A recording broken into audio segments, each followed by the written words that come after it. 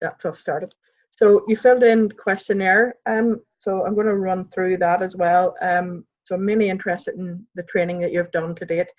So you mentioned training in medical school, maybe a lecture, and you can't maybe recall the details of that. Was it about communication or motivational interviewing or something like that?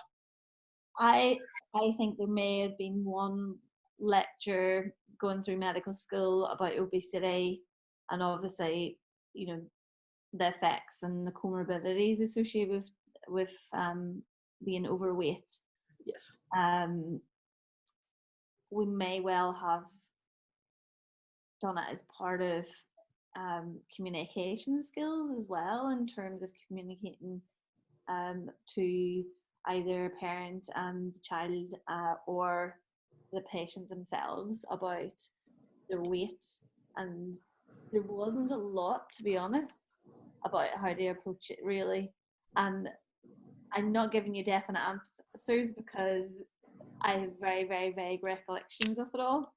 That's okay. So possibly a role play as part of your normal communication practice. Clinical skills. So you would have to, as part of our assessment, becoming a doctor, you do OSCE stations and clinical skills to assess your communication. So that kind of one would have come up, but more as a difficult consultation, approaching weight, talking to someone who is overweight or the child is overweight. But there wasn't a lot of emphasis on it, to be honest with you.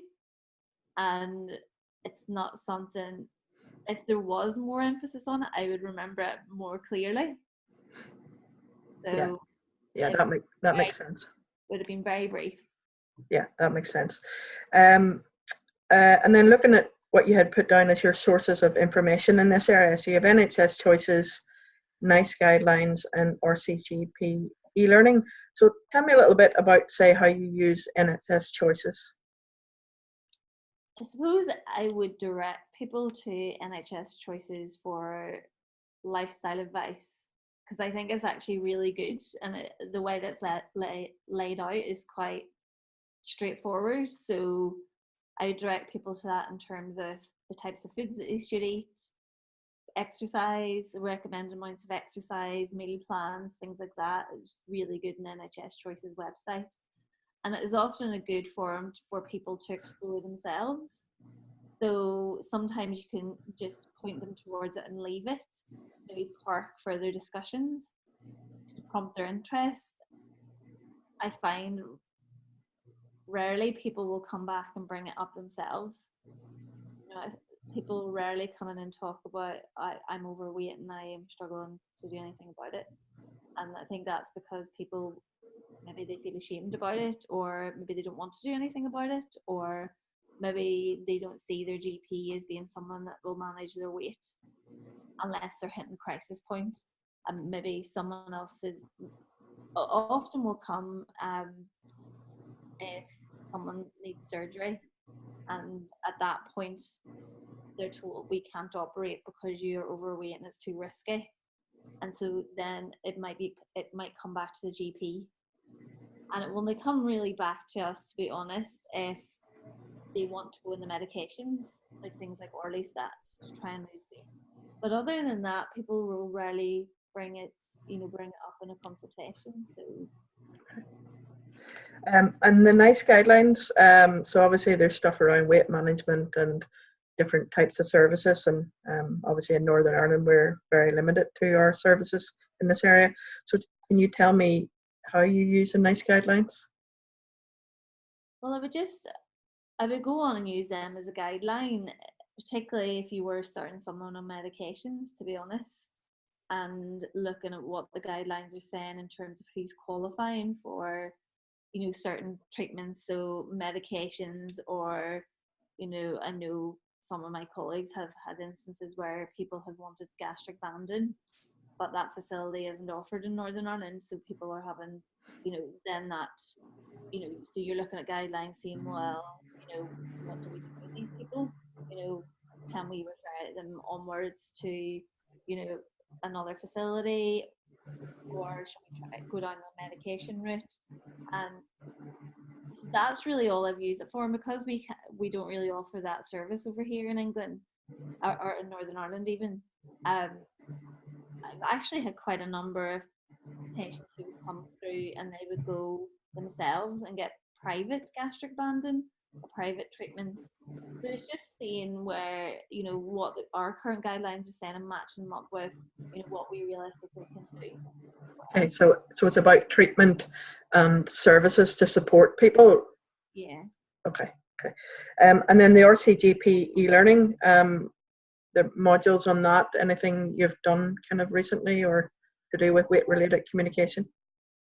It would have been, I would say, was it a year, 2 years ago that I did an e-learning module on obesity, and it was really going through, again, the comorbidities associated with obesity, and not really anything to do with communications and maybe the scientific basis around obesity.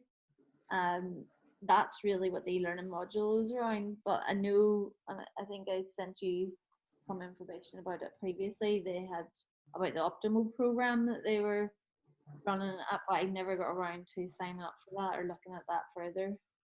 Yeah, I got that. Yeah, I went through that myself. So, okay. And then in your future training box, you mentioned you'd like maybe training on communication theory about raising the topic, and then communication skills, hands-on practice. So if I was to kind of paint a picture to you, if you were to describe the ideal training that you would need on communicating around obesity, what sort of format would that take? What would be really helpful for you on communicating around this area?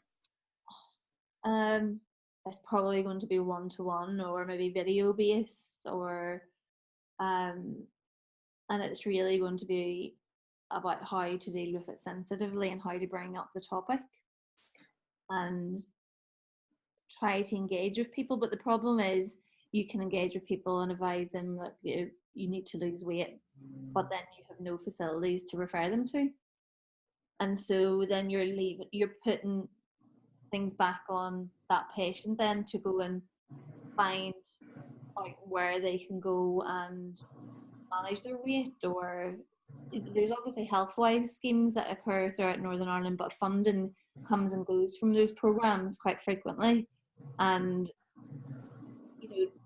not everybody wants to go to the gym, or not everybody likes group sessions on communicating in terms of weight loss or how to eat healthily. So it's not a one size fits all, but for me, personally, for training for obesity management, it'd be very much want either group sessions, clinical skills really, or video sessions, which you could do online, like more e-learning, not e-learning modules, e-learning videos, or probably be better. Yeah, so something quite practical where you could maybe see it being demonstrated and then you trying it. Particularly difficult cases would be a good idea. And I suppose whenever you're trying to bring up, if someone's coming in and they're very, very overweight, then it is a very sensitive topic. And people will tend to be quite defensive as well. So it's just trying to manage that, because often these people may have other things that are going on in your life, and particularly if you know their background, sometimes it's not the right time for them, or it's maybe inappropriate, but it needs to be said, but you don't want to add that to their load. Yeah. So I'm just thinking that, so you mentioned the difficult situation. So when someone is kind of at that point where weight is really impacting on their health, is there any other difficult situations you would see that you might need support with? Like what do you mean? Like, well, you said particularly in difficult situations, kind of how to handle those. I think people who are struggling financially. So I remember having a situation, it was many years ago, where the gentleman was very overweight and I was listing him for surgery, because at that time I was working in surgery, and I told him, unfortunately, we can't do your surgery because you're overweight. And I signposted him to various resources to manage his weight. But he turned it back on me and said, "It's okay for you, doctor. You get plenty of money. I don't have enough. Have you seen how much fruit and veg costs? I can go and get a pound made from Iceland and it's much cheaper."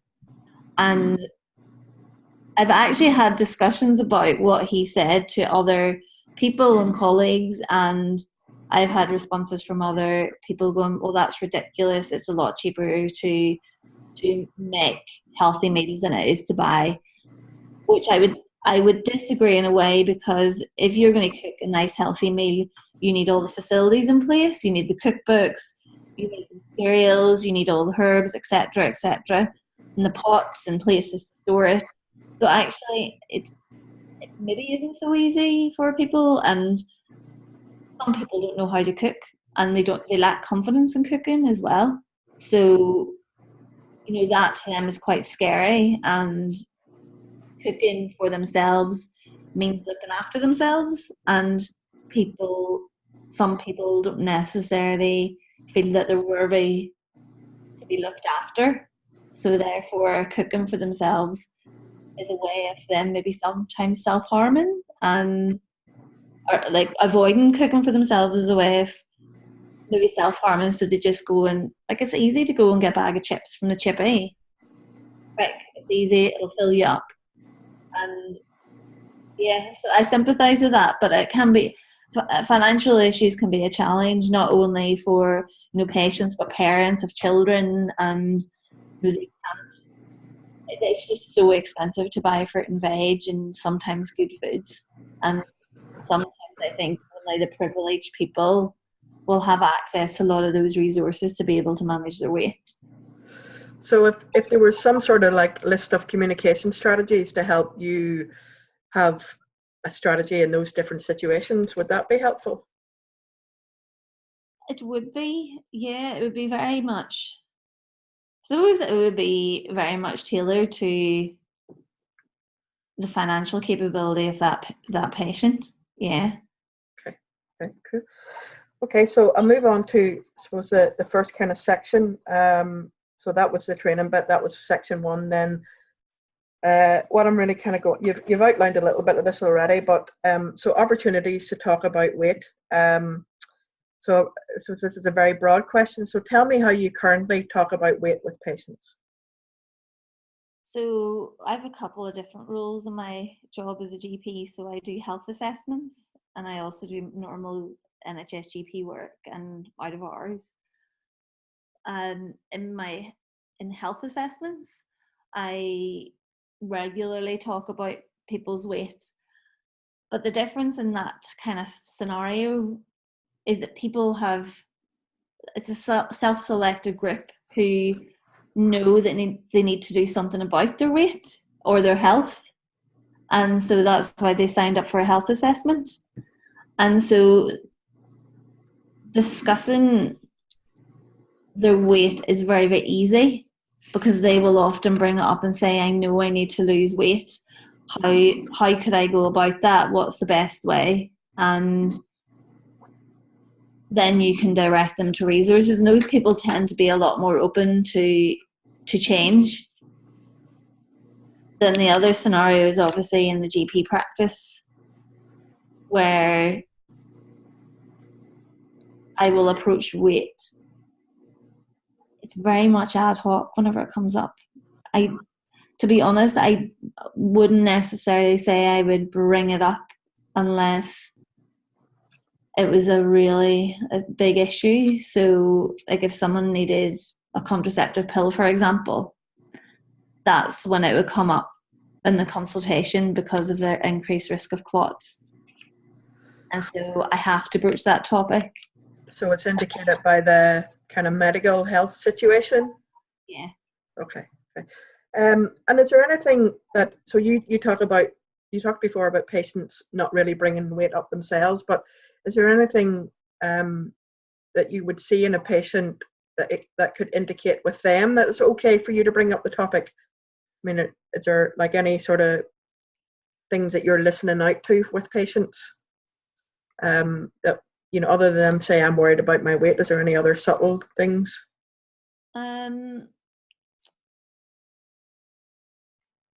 If they mention about their snoring,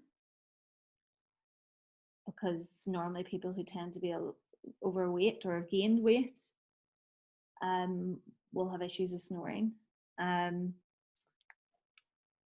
Maybe people who would say that they struggle with exercise, or if they have pain in the hip or legs or knees, difficulty with their breathing, then that will often be a kind of side way in to discuss about their weight.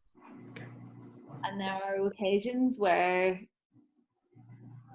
you may not broach it because they may have come in with a lot of other medical issues, so you don't have time. And 10 minutes, that's not enough time to talk to someone about their weight. It's not fair. It's not fair to throw that at them, say you need to lose weight, but hold on, I'm going to have to leave it there because we've discussed enough today. You're going to have to come back. And yeah, so we don't really have enough time for that. Yeah, so time pressures obviously is an issue. And you mentioned before that many patients would get defensive. Is that a common reaction, or is there any other types of reaction that you would get with patients when you discuss weight? I've had people crying when I've discussed weight.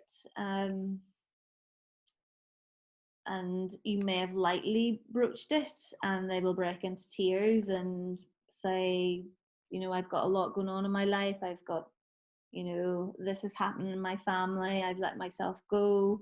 I don't have the time. And I know I'm overweight. I know I can't fit into my clothes, but I don't have the time. And so time always seems to be a big thing. And sometimes,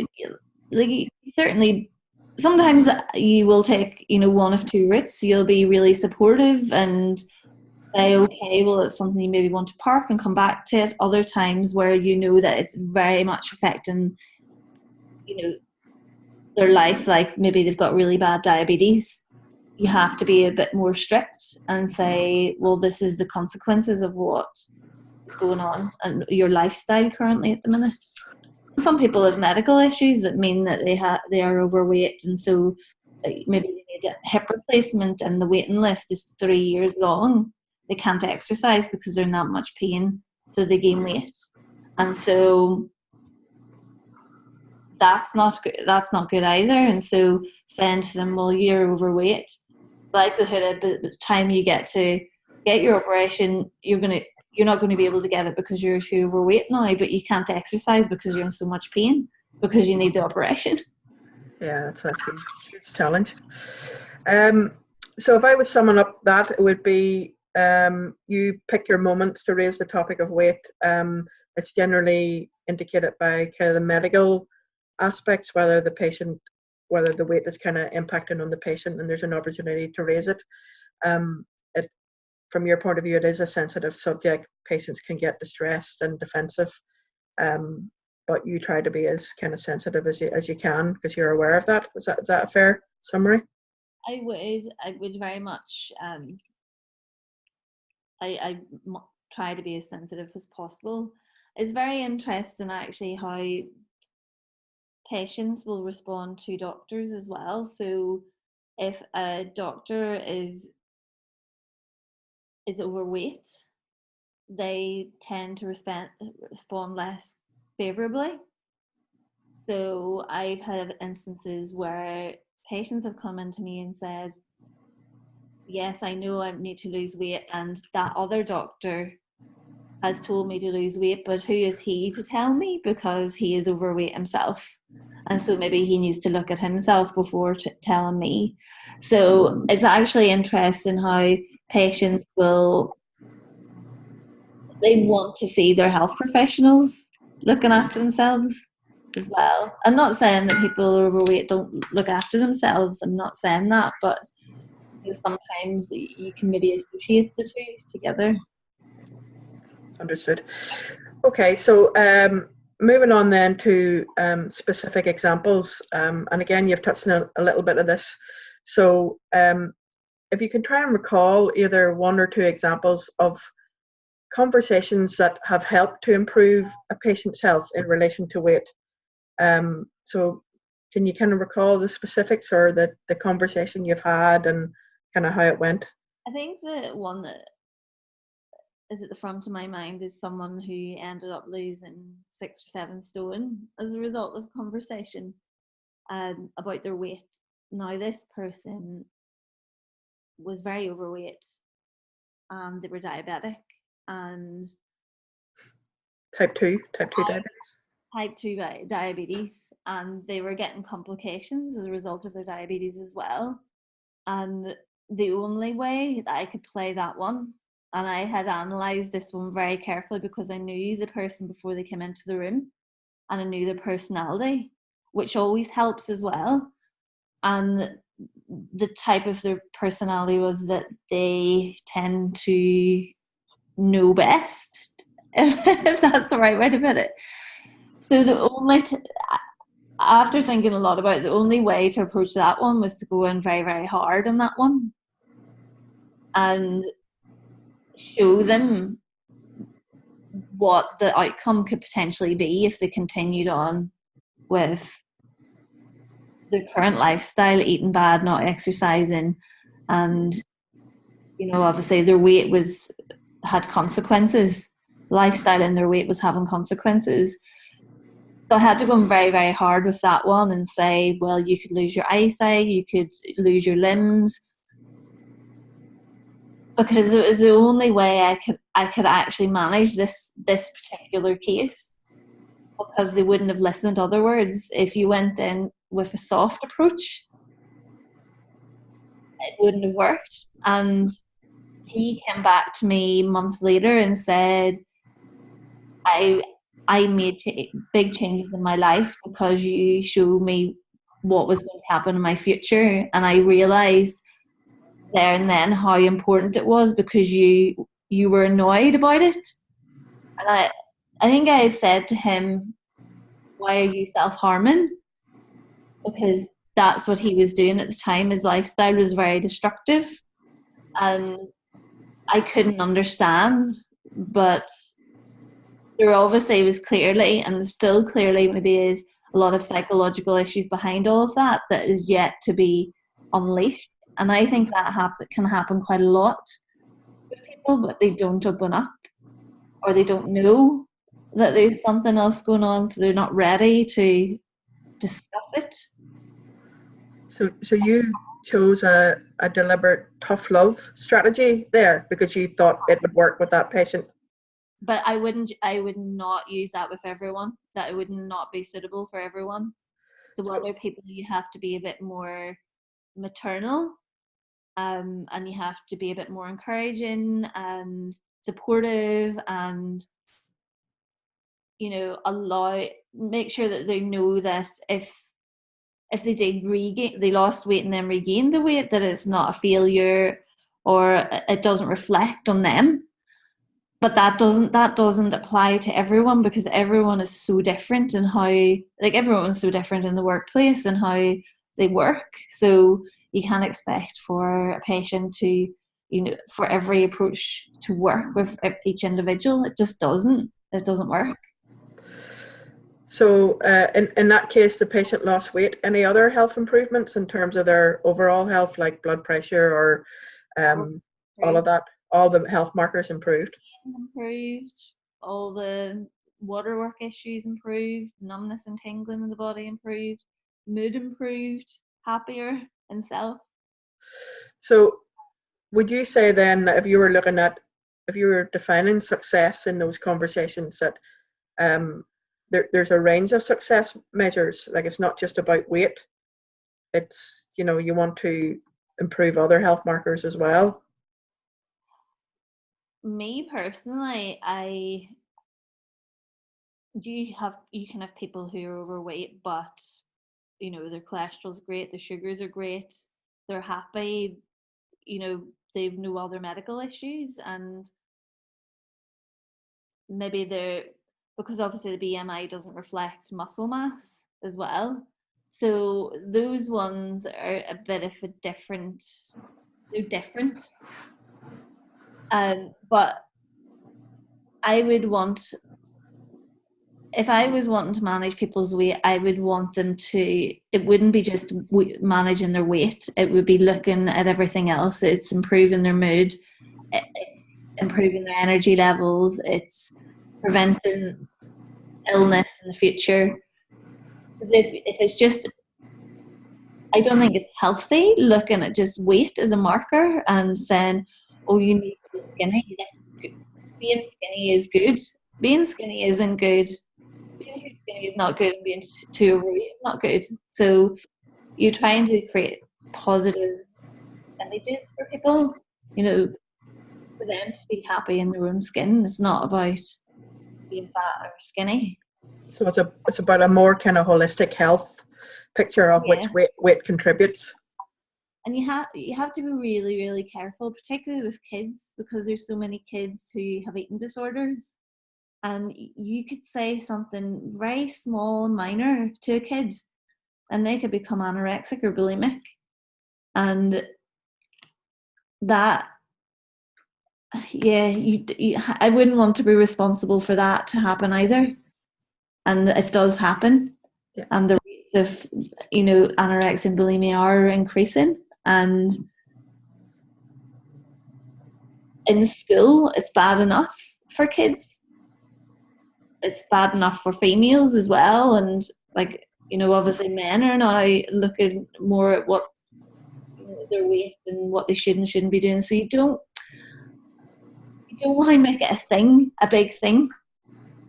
I would prefer to create positive habits. So them eating well, exercising regularly, not losing weight fast, not exercising too much, but having it as a part of their regular routine.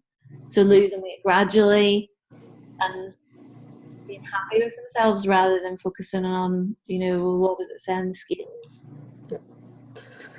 Yeah, so you mentioned there a conversation where you kind of had the tough love and you basically had to outline the risks.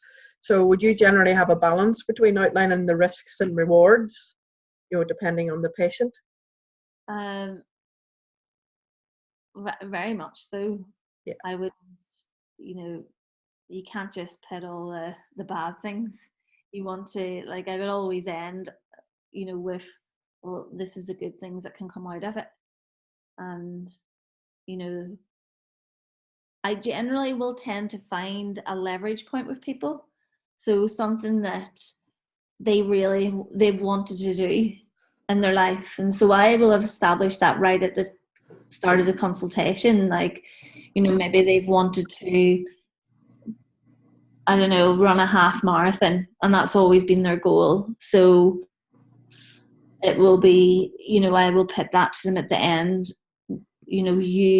I believe that you can do this, and that half marathon that you've always wanted to run, I believe you can achieve that. And once you start eating better and managing your exercise, then I don't see how that is a reality. And so that can kind of help paint a picture in the patient's mind of, well, what the benefits be for them personally, and in terms of successes and giving them self-belief. Because some people will have just maybe given up on themselves, and so there's a lot of psychology in it. Yeah. So, there's a sense of ongoing encouragement there from you. If you find that leverage point, is there a sense that the patient will come back and maybe see you and kind of keep in touch, or is that kind of? They will tend to, if they, if it's something that they want support about, they will tend to come back and say, and then you can share in their achievements with them. And yeah, I enjoy that. I enjoy that part of things, but I like people to be the best versions of themselves, and so pushing themselves and feeling happy with themselves. So that gives me self-satisfaction, but that doesn't apply to everybody. Yeah.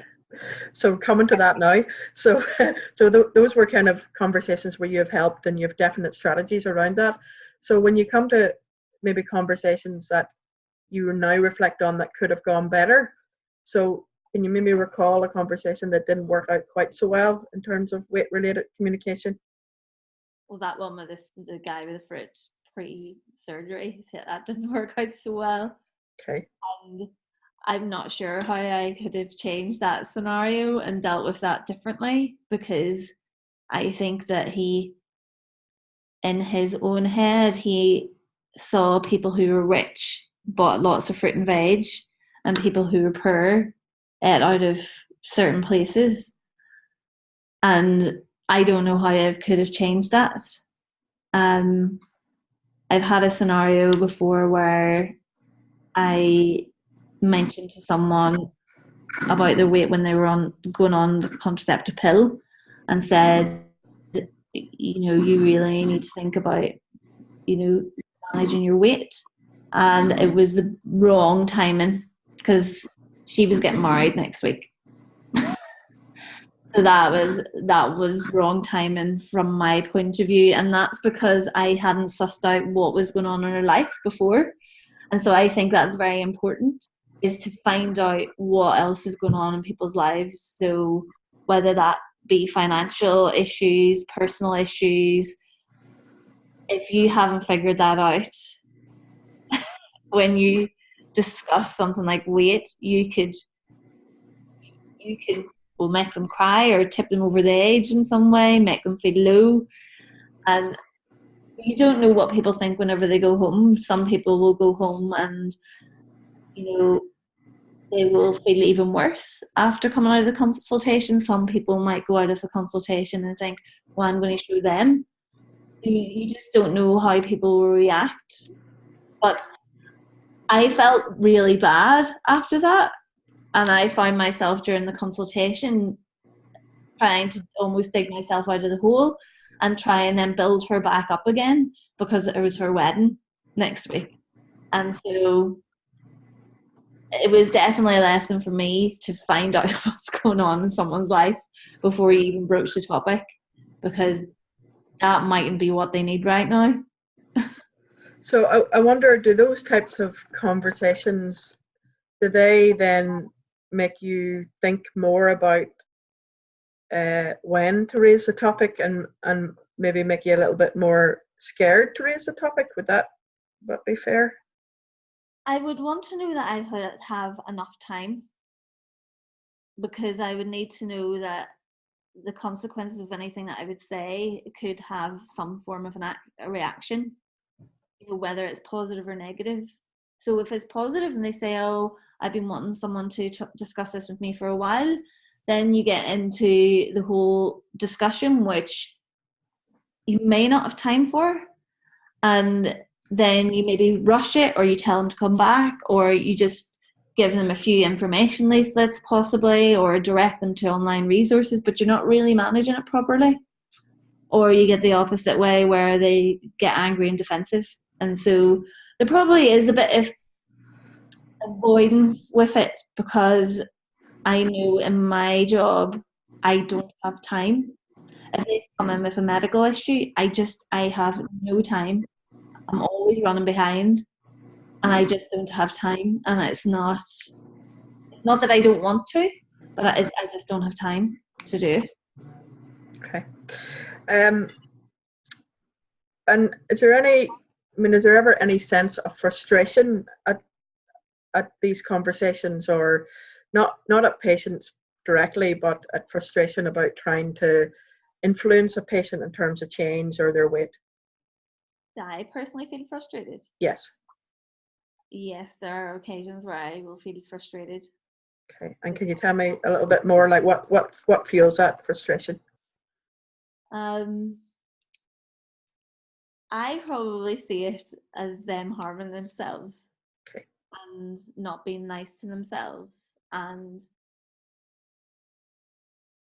they have maybe just made the decision in their life that their problems will be everybody else's problems, and there's a lack of maybe self responsibility, and ownership of their issues, and they are at the core of creating their problems, but they don't see it, or they choose not to see it. And then what frustrates me even more would be a parent who is very, very overweight and has a very bad lifestyle, and they want their children to be exactly like them. And so it becomes a culture of the whole family don't look after themselves and have a lack of responsibility.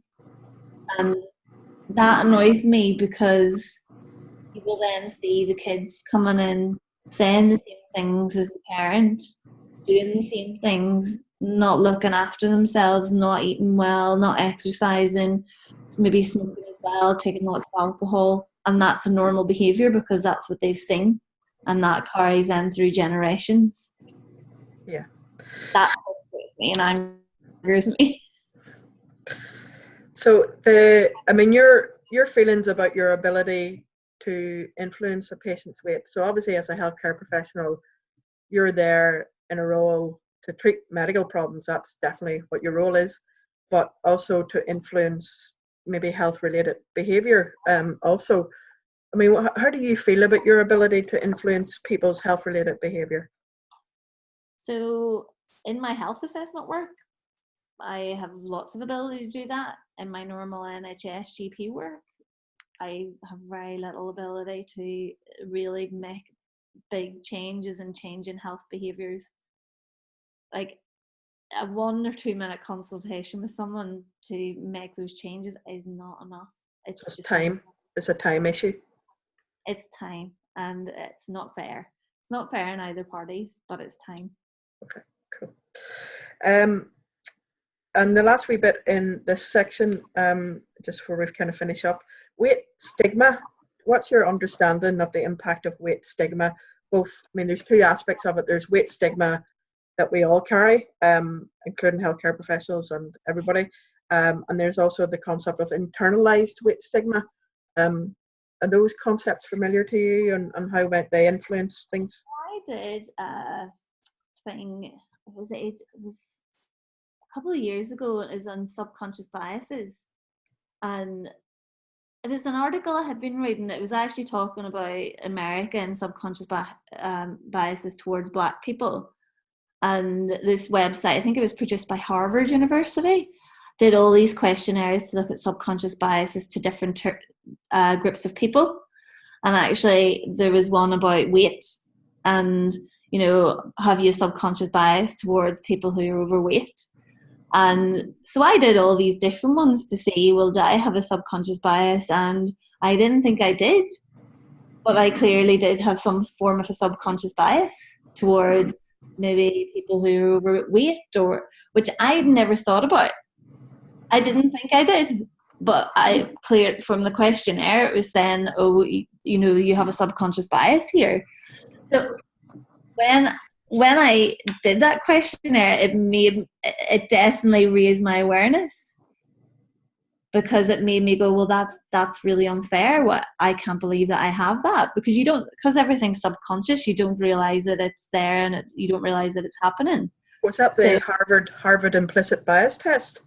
I think it might have been that. Yeah, it was definitely done by Harvard, but it was honestly it like the best insight obviously is whenever you know yourself whether there's something going on. So that probably changed my way in which I then saw people after that, because I had to double check myself, because, you know, are you pitting people into a certain category because of certain reasons? You automatically and instinctively will think, oh, well, if this is obviously applicable to weight, well, if they're overweight, that therefore that means to me that they drink, they smoke, they eat chippies every night, they don't exercise. But that's not true. So I had to challenge that personally. And probably the greatest thing that helped me challenge that was I do a lot of triathlons, and there are people whose BMI is, you know, in the overweight category, but they are fitter than I am and they're strong. And so I had to really check that on myself. And so if it applies to me, then it's 100% going to apply to every other health professional out there. Um, and, and then in your consultations, like, was the awareness of weight stigma, I mean, did it directly change any of your practice, like in terms of making assumptions about patients or health conditions or investigations or anything like that?